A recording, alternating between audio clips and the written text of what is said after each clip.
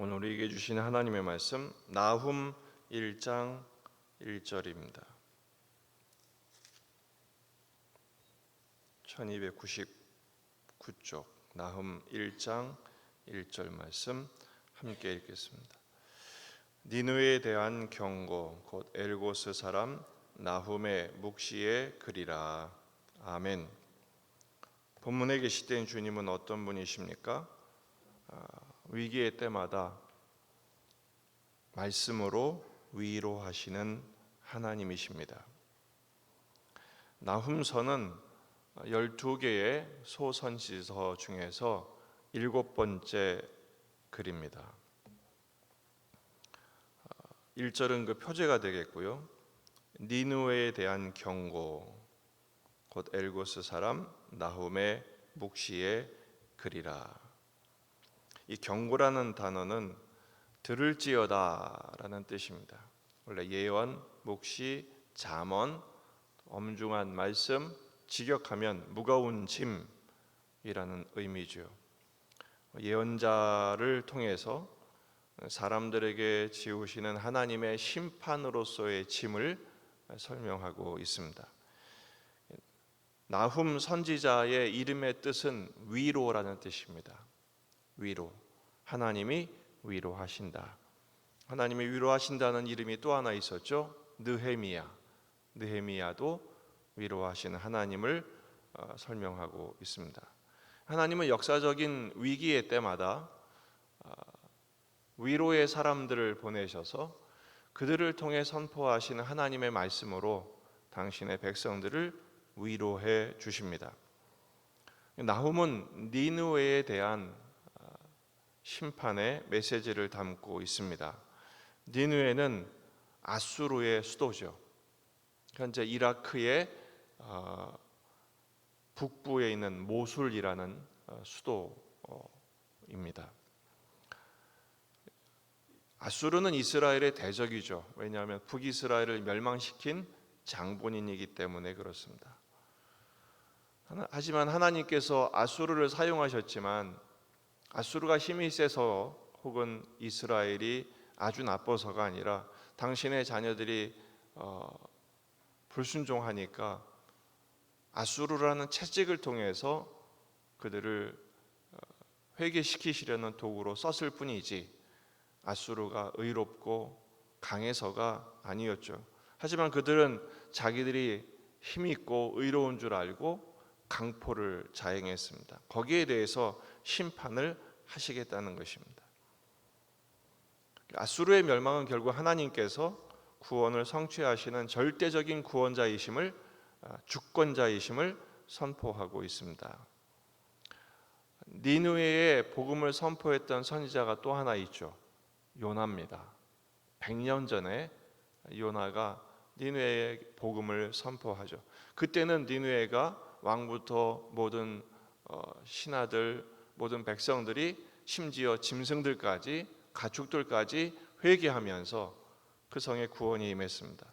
하지만 100년이 지나고 나홈이 다시 심판을 선포했어요. 하지만 그들은 돌이키질 않았습니다.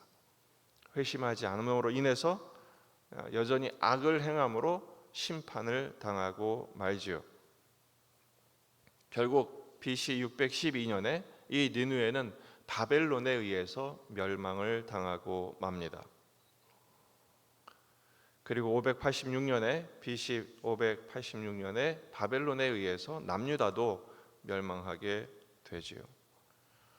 이 나훔서의 특징은 하나님의 심판을 굉장히 생동감 있는 시적인 표현으로 묘사하고 있다는 사실입니다. 짧은 표제지만 이 말씀을 통해서 우리는 두 가지의 의미를 찾을 수가 있습니다. 첫 번째는 말씀하시는 하나님이십니다.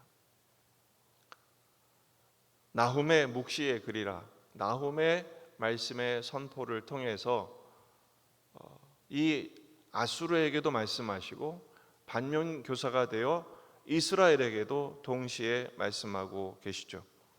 하나님은 때마다 말씀을 통해서 하나님의 뜻을 말씀에 나타내 보이십니다. 오늘 우리에게도 하나님은 말씀해 주시는 줄 믿습니다. 출애굽기 34장 6절, 여호와께서 그의 앞으로 지나시며 선포하시되 여호와라 여호와라 자비롭고 은혜롭고 노하기를 더디하고 인자와 진실이 많은 하나님이라. 인자를 천대까지 베풀며 악과 과실과 죄를 용서하리라. 그러나 벌을 면제하지는 아니하고 아버지의 악행을 자손 3, 4대까지 보응하리라. 요나서, 미가서, 나홈서의 공통적인 주제가 바로 이것입니다. 하나님은 자비하신 하나님이십니다. 하지만 하나님의 말씀을 순종하지 않는 자들에게는 벌과 심판으로 보응하신다라는 것이죠.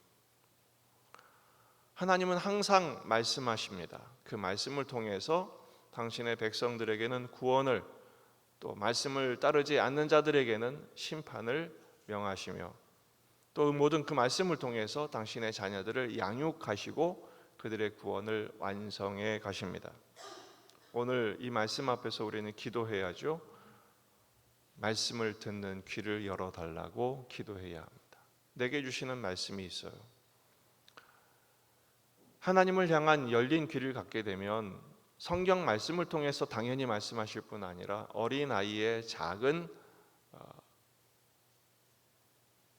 입술을 통해서도 내게 주시는 음성을 들을 수가 있는 것입니다. 두 번째, 하나님의 심판은 동시에 위로가 된다라는 것입니다. 나훔의 심판의 메시지는 결국 당신의 백성들에게는 위로가 되는 메시지가 됩니다. 나훔의 뜻이 위로라고 그랬죠. 대적에 대한 심판, 바로 아수르의 수도인 니느웨에 대한 심판을 통해서 저 대적들은 심판하시고 하나님의 백성들은 구원하신다는 위로의 메시지를 선포하고 있습니다. 하나님은 위로의 하나님이십니다. 고린도후서 1장 3절에서 5절, 찬송하리로다 그는 우리 주 예수 그리스도의 하나님이시요 자비의 하나님이시요 모든 위로의 하나님이시며 우리의 모든 환난 중에서 우리를 위로하사 우리로 하여금 하나님께 받는 위로로서 모든 환난 중에 있는 자들을 능히 위로하게 하시는 이시로다.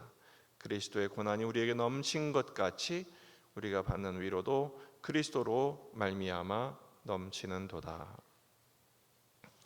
십자가의 고난의 현실을 겪고 있는 모든 신자들에게 하나님의 말씀은 놀라운 위로가 됩니다.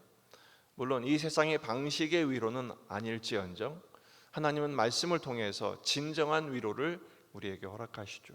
말씀만이 우리의 진정한 위로가 됩니다. 그 말씀이 우리를 구원하심에 대한 확신을 갖게 하고 어떤 형편 속에서도 쓰러지지 않는 믿음을 굳건케 하시기 때문에 그렇죠. 성령님이 그 위로의 전달자이십니다. 오늘의 합당한 말씀의 위로로서 또 성령님의 감동, 감화하심, 우리를 붙들어 주시는 위로로 말미암아 오늘 하루의 삶을 잘 감당하며 말씀을 통해 승리하는 저와 여러분이 되시기를 주의 이름으로 축원합니다. 기도하시겠습니다. 말씀을 붙들고 우리 자신과 가정과 교회와 이 지역의 복음화, 민족의 복음화, 세계 복음화를 위해서 일상의 삶이 다시 시작됩니다. 환우들을 위해서, 군의 아들들, 수험생들을 위해서 여러분 가져온 기도 제목들 가지고 간절히 기도하시겠습니다.